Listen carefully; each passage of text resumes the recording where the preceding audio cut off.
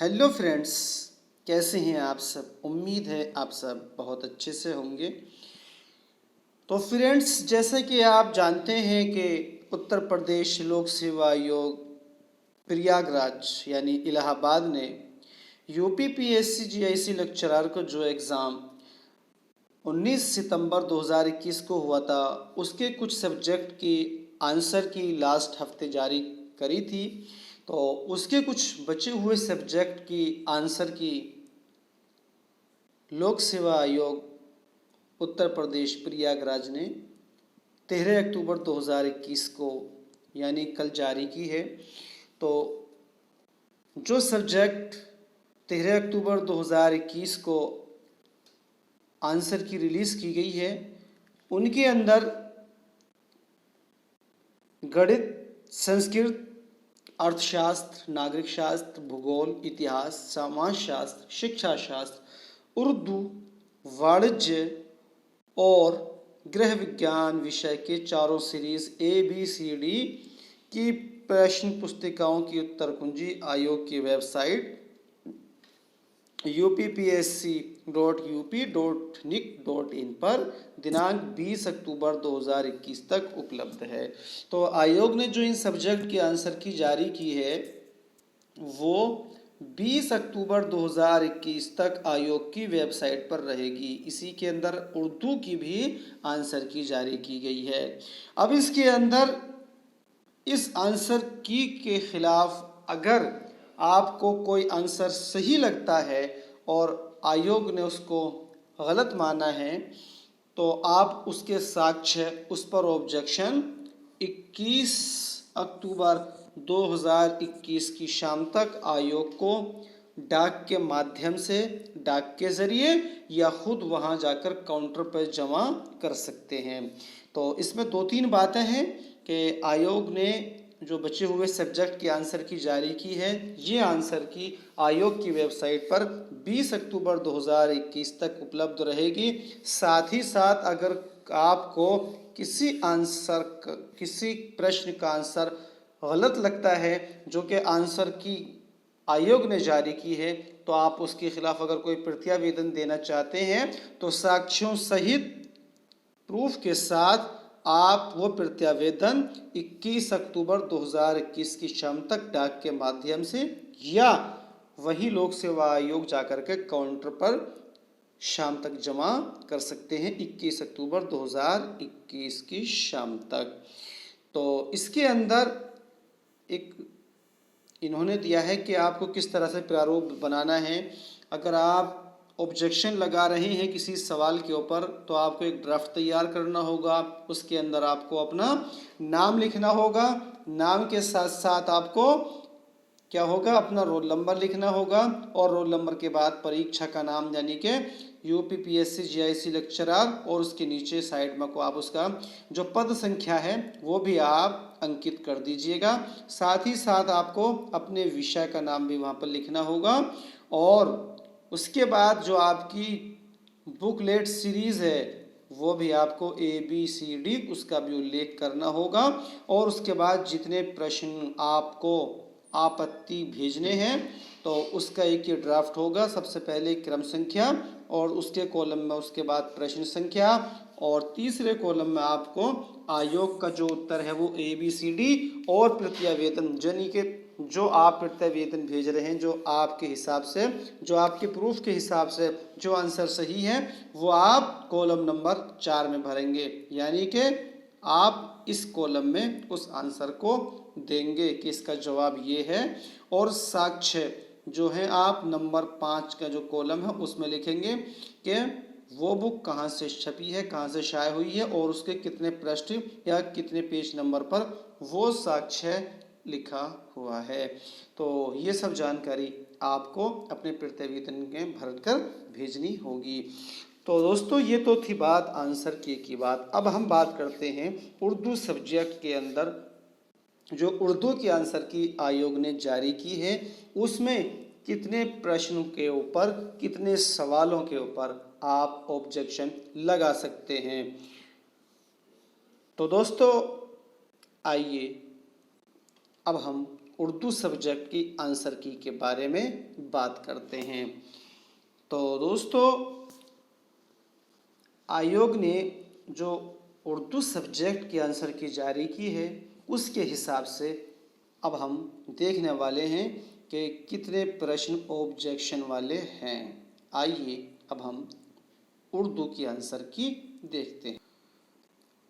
तो दोस्तों, हम बात कर रहे थे कि उर्दू सब्जेक्ट की जो आंसर की में सवालात हैं जिन पर ऑब्जेक्शन किया जाना है, उसमें जो सवाल है, सबसे पहला सवाल नंबर 43, कुतुब शाही दौर का वो कौन हाकिम था जिसका ताल्लुक़ पहले बहमनी दौर से था और वो तेलंगाना का सूबेदार भी था। तो दोस्तों, इसके अंदर 4 ऑप्शन दिए थे, मोहम्मद कुतुब शाह, कुली कुतुब शाह, इब्राहिम कुतुब शाह और जमशेद कुतुब शाह। तो आयोग ने जो इसका जवाब माना है वो है ऑप्शन बी, कुली कुतुब शाह। आयोग ने जो जवाब माना वो भी कुली कुतुब शाह माना है और यही इसका सही जवाब है।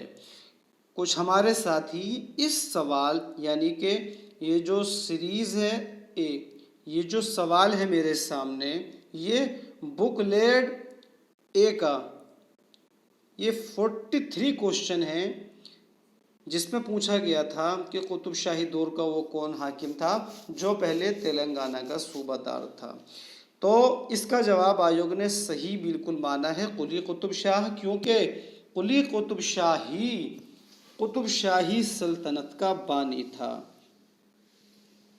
कुतुब शाही सल्तनत का ये बानी था और ये सुल्तान कुली कुतुब शाह है। हम लोग या हम जो पढ़ते हैं वो जो कुतुब शाही सल्तनत का 5वां बादशाह मोहम्मद कुली कुतुब शाह जो कि 5वां बादशाह है कुतुब शाही सल्तनत का, उसका यहाँ पर कहीं भी जिक्र नहीं किया गया है। और जो जिक्र किया गया है वो कुली कुतुब शाह जो कि पहला बादशाह है कुतुब शाही सल्तनत का और बानी भी है, इसलिए इसका सही जवाब आयोग ने माना है। क्वेश्चन नंबर 43 जिसमें पूछा गया है कुतुब शाही दौर का कौन सा हाकिम था जो पहले तेलंगाना का सूबेदार था, तो सही जवाब इसका कुली कुतुब शाही है। इस पर ऑब्जेक्शन लगाने की कोई ज़रूरत नहीं है। अगर आप ऑब्जेक्शन लगाते भी हैं तो आयोग इसको कबूल नहीं करेगा। आइए अब अगले सवाल की तरफ बात करते हैं जिस पर ऑब्जेक्शन हो सकता है। क्वेश्चन नंबर 43 पर कोई ऑब्जेक्शन नहीं लगेगा। ये सवाल मैंने आपसे इसलिए बताया कि एक बड़ी तादाद हमारे साथियों की इस सवाल पर ऑब्जेक्शन लगाने की बात कर रही है, तो इसका सही जवाब कुली कुतुब शाही है। आइए अब अगला सवाल देखते हैं जिस पर ऑब्जेक्शन लगाया जा सकता है। बुकलेट ए का क्वेश्चन नंबर 81, ड्रामा आगरा बाजार में दूसरा एक्ट शुरू होते वक्त पर्दा उठने से पहले फ़कीर नज़ीर की कौन सी नज़्म सुनाता है। तो दोस्तों, इस सवाल के बारे में थोड़ी सी बात मैं आपको कर दूं, इसकी वजाहत कि जो आगरा बाज़ार में जब दूसरा एक्ट शुरू होते वक्त पर्दा उठने से पहले जो फ़कीर नज़्म सुनाते हैं वो ड्रामा आगरा बाज़ार के फर्स्ट एडिशन के मुताबिक वो नज़्म है अकबराबाद। कौन सी नज़्म है? अकबराबाद। जो फ़कीर नज़्म सुनाते हैं ड्रामा आगरा बाज़ार में दूसरा एक्ट शुरू होते वक्त पर्दा उठने से पहले, वो नज़्म अकबराबाद होती है ड्रामा आगरा बाज़ार के फर्स्ट एडिशन में। लेकिन अकबराबाद जो नज़्म है वो इन चारों ऑप्शन में ही नहीं दी गई है। ये तो थी पहली बात। अब दूसरी बात करते हैं कि ड्रामा आगरा बाज़ार का जो सेकंड एडिशन आया है उसके अंदर नज़्म बंजारा नामा को शामिल किया गया है। नज़्म बंजारा नामा को शामिल किया गया है ड्रामा आगरा बाज़ार के सेकंड एडिशन के अंदर। अब सवाल ये कि ड्रामा आगरा बाजार में दूसरा एक्ट शुरू होते वक्त पर्दा उठने से पहले फ़कीर नज़ीर की कौन सी नज़्म सुनाता है। तो ये जो सवाल बना है ये सवाल ड्रामा आगरा बाजार के सेकंड एडिशन से है। चूँकि फर्स्ट एडिशन में नज़ीर अकबर आबादी की बंजारा नज़्म भी शामिल नहीं है। ड्रामा आगरा बाजार में जो इसका फर्स्ट एडिशन है उसके अंदर नज़ीर की नज़्म बंजारा नामा बिल्कुल शामिल नहीं की गई है। ये फर्स्ट एडिशन की बात। और सेकंड एडिशन में इस सवाल के मुताबिक जो फ़कीर नज़्म सुनाते हैं वो बंजारा नामा सुनाते हैं।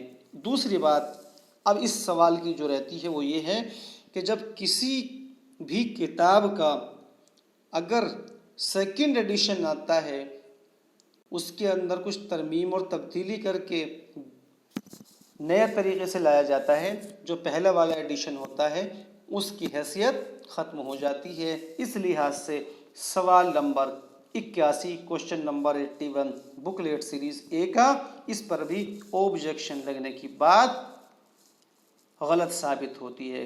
इस पर भी ऑब्जेक्शन अगर आप लगाते हैं तो आयोग उसको भी रिजेक्ट कर देगा, कबूल नहीं करेगा। ये बात मेरे आपको बताने की थी, मैंने आपको बता दी। आप आज़ाद हैं, ऑब्जेक्शन इस पर भी लगा सकते हैं। फर्स्ट एडिशन और सेकंड एडिशन दोनों किताबों को आप उठा करके ड्रामा आगरा बाज़ार को आप इस पर ऑब्जेक्शन लगा सकते हैं। मैं ऑब्जेक्शन लगाने की सलाह नहीं दूंगा क्योंकि सेकंड एडिशन आने के बाद फर्स्ट एडिशन की हैसियत ख़त्म हो जाती है। और फर्स्ट एडिशन में नज़्म बंजारा नामा सीरीज से ही शामिल नहीं थी और सेकंड एडिशन में नज़्म बंजारा नामा को शामिल किया गया और उसी बंजारा नामा नज़्म को इस सवाल के अंदर फ़कीर सुनाते हैं। आइए अब अगला सवाल देखते हैं जिसके ऊपर ऑब्जेक्शन हो सकता है। तो दोस्तों सवाल है 83, क्वेश्चन नंबर 83, तशबीह में कुल कितने अरकान होते हैं। आयोग ने इसका जवाब माना है ऑप्शन डी यानी कि 4 अरकान तशबीह के सही माने हैं आयोग ने। अब बात करते हैं इस सवाल के ऊपर कि ऑब्जेक्शन हो सकता है या नहीं हो सकता है। तो दोस्तों मैं आपको बता दूं कि तशबीह के अंदर 4 अरकान भी किताबों के अंदर आए हैं जो मुस्तनद किताबें हैं और किताबों के अंदर जो मुस्तनद हैं उसके अंदर तशबीह के अरकान 5 भी आए हैं। कितने? 5 भी आए हैं। इस सवाल के ऊपर आप ऑब्जेक्शन लगा दीजिए। अगर आप 5 करके आए हैं और आयोग ने 4 माना है, आप इस पर ऑब्जेक्शन लगा दीजिए। मैं आपको इस बात की सलाह देता हूं और जिसने 4 किया है उसका भी सही है और जिसने 5 किया है उसका भी सही है। इस तरह से अगर आप इस सवाल पर ऑब्जेक्शन लगाते हैं तो आपको जिसने 4 किया उसका भी और जिसने 5 किया उसका भी दोनों को नंबर मिलेंगे। यानी कि सवाल नंबर 83 क्वेश्चन नंबर 83 जो कि बुकलेट सीरीज ए के अंदर है उसके ऑप्शन सी और ऑप्शन डी दोनों ऑप्शन सही हैं। आयोग इन दोनों ऑप्शनों को सही मानेगा अगर आप ऑब्जेक्शन ज़्यादा से ज़्यादा लगाते हैं। वहाब अशरफी की किताब तफहीमुल बलागत के अंदर बिल्कुल साफ लिखा हुआ है कि तशबीह के अंदर 5 अरकान होते हैं। आइए मैं आपको दिखा देता हूँ वहाब अशरफी की किताब के अंदर जो ये बात लिखी गई है। आइए वहाब अशरफी की किताब तफहीमुल बलागत को देखते हैं। अज़ीज़ दोस्तों, ये वहाब अशरफी की किताब तफहीमुल बलागत का फ्रंट पेज आपके सामने है, आप इसको देख सकते हैं। तफहीमुल बलागत वहाब अशरफी और ये एजुकेशनल बुक हाउस अलीगढ़ से पब्लिश हुई है। ये इसका सेकंड पेज है और ये इसका सेकंड एडिशन भी है। अब देखते हैं जो तशबीह के बारे में वहाब अशरफी ने बताया है। इसके अंदर लिखा गया है कि तशबीह के बयान में 5 बातों का जिक्र होता है। इन्हें हम अज्ज़ा या तशबीह या अरकान तशबीह भी कह सकते हैं। देखिएगा दोस्तों, ये लिखा हुआ है कि तशबीह के बयान में 5 बातों का जिक्र होता है। इन्हें हम इज्ज़ाए तरकीबी तशबीह या अरकान तशबीह भी कह सकते हैं। बिल्कुल साफ लिखा हुआ है। अब देखते हैं कि ये कौन कौन से हैं। तो देखिए, सबसे पहला है मुशब्बह। सबसे पहला नंबर 1 पर मुशब्बह, नंबर 2 मुशब्बह बे, नंबर 3 वजह तशबीह, नंबर 4 गरज़ तशबीह और नंबर 5 देखिए ये बिल्कुल नंबर साफ लिखा हुआ है, नंबर 5 हरफ तशबीह। तो आप इस पर भी ऑब्जेक्शन लगा दीजिए। हवाले आपको मैं अपने पास से फराहम कर दूंगा। इन सब की मैं PDF format file WhatsApp group और टेलीग्राम ग्रुप पर अपलोड कर दूंगा। इसका जो लिंक है डिस्क्रिप्शन बॉक्स में दिया गया है। तो दोस्तों, तफ़हीमुल बलागत जो वहाब अशरफी की किताब, इसमें तशबीह के 5 अरकान दिए गए हैं। आप इस पर ऑब्जेक्शन लगा दीजिए। इसका ऑप्शन सी और डी दोनों सही जवाब हैं। आइए दोस्तों, अब बात करते हैं अगले सवाल के बारे में कि और किस पर ऑब्जेक्शन हो सकता है। तो एक सवाल और है, वो सवाल है जिसमें पूछा गया है कि मीर के कुल कितने दीवान हैं। आइए उसके बारे में। तो दोस्तों, वो सवाल है सवाल नंबर 108। और 108 जो सवाल है, 108 का नंबर जो सवाल है ये बुकलेट सीरीज़ ए का क्वेश्चन नंबर 108 के मीर तक़ी मीर के कुल कितने दीवान हैं। यहाँ पर ये पूछा गया है कि कुल कितने दीवान हैं। कुल कितने दीवान हैं बिल्कुल साफ लिखा गया है। और जब हम कुल के बात करते हैं तो मीर तक़ी मीर के 6 उर्दू के और 1 फ़ारसी का कुल 7 दीवान हो जाते हैं। कितने? 7 दीवान हो जाते हैं। सही जवाब होता है। लेकिन आयोग ने जो माना है वो ऑप्शन सी 6 माना है, जबकि 6 मीर तक़ी मीर के कुल उर्दू के दीवान हैं। तो इस पर भी आप ऑब्जेक्शन लगा सकते हैं। कई किताबों में, जमील जालबी साहब की किताब है या जो NCERT की जो अपनी किताब है उसमें भी साथ दिया गया है। इसी के साथ साथ राम बाबू सक्सेना की तारीख़ अदब उर्दू जो किताब है उसके अंदर भी मीर तक़ी मीर के 6 उर्दू दीवान और 1 फ़ारसी दीवान का जिक्र मिलता है। आइए राम बाबू सक्सेना की किताब का हवाला मैं आपको दिखा देता हूँ। तो दोस्तों, ये तारीख़ अदब उर्दू राम बाबू सक्सेना की किताब, इसका जदीद एडिशन, मुसन्निफ़ राम बाबू सक्सेना, ये इसका 2nd पेज है, आप देख सकते हैं। और ये अगस्त 2000 में जो है ये लेटेस्ट इसका ये एडिशन शाये हुआ है।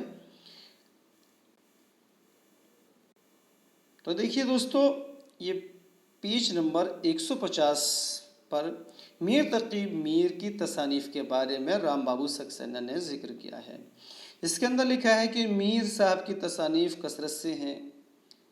चूँकि बहुत बड़ी उम्र पाई थी, लिहाजा तसनीफ़ व तालीफ़ की तादाद भी ज़्यादा है। इनकी तसानीफ़ हस्ब ज़ैल हैं।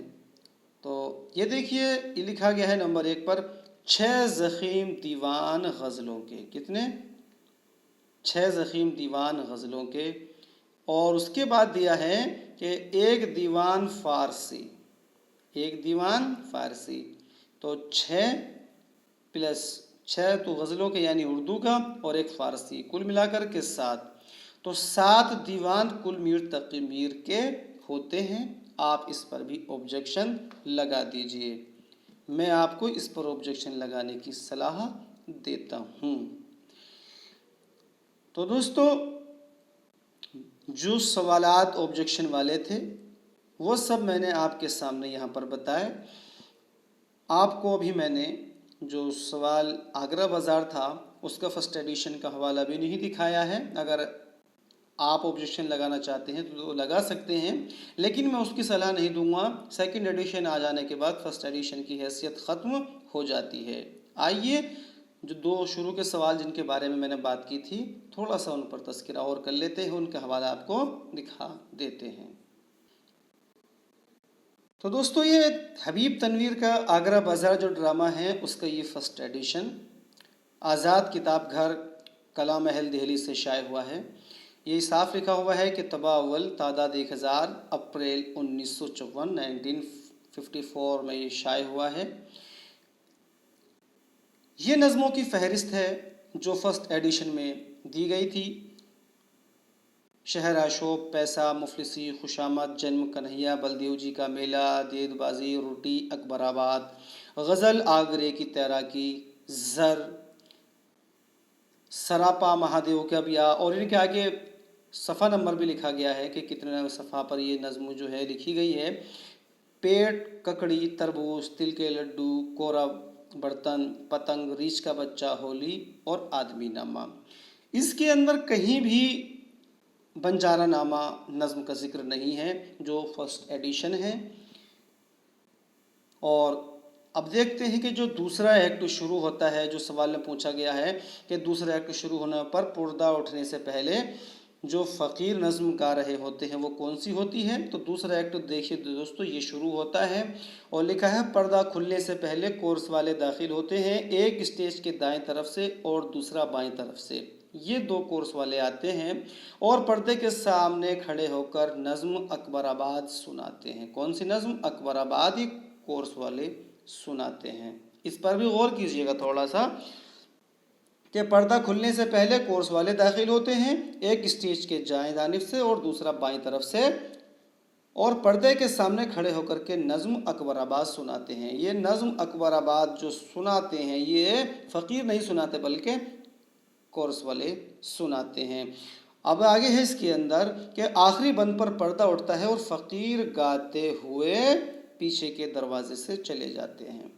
अब जब ये यहाँ पर लिखा है कि फ़कीर गाते हुए, फ़कीर क्या गा रहे थे, ये जानने के लिए हम इसके पीछे जाते हैं। जो फर्स्ट एक्ट का इख्तिताम होता है वहाँ पर जा कर के हम देखते हैं कि फ़कीर क्या गा रहे होते हैं। तो फ़कीर नज़्म रोटी नामा गा रहे होते हैं, नज़्म रोटी नामा गा रहे होते हैं।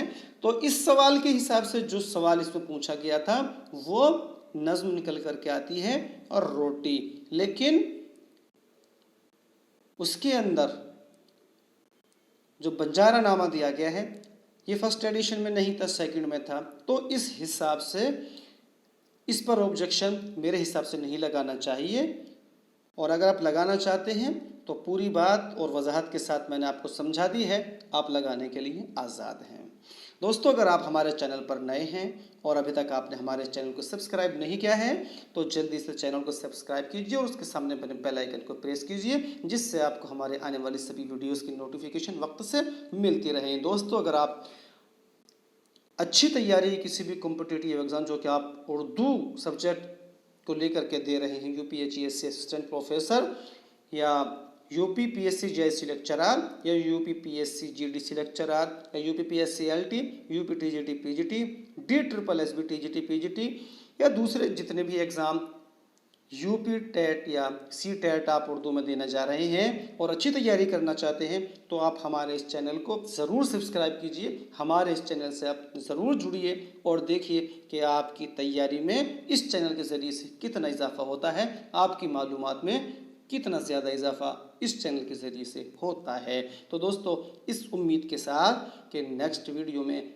आपसे फिर मुलाकात होगी, आपका भाई आप सबसे इजाज़त चाहता है। एक बात और, ये जो बातें मैंने अभी आपसे कही हैं इन सब सवालों के हवाले मैं व्हाट्सएप ग्रुप और टेलीग्राम ग्रुप पर अपलोड कर दूंगा।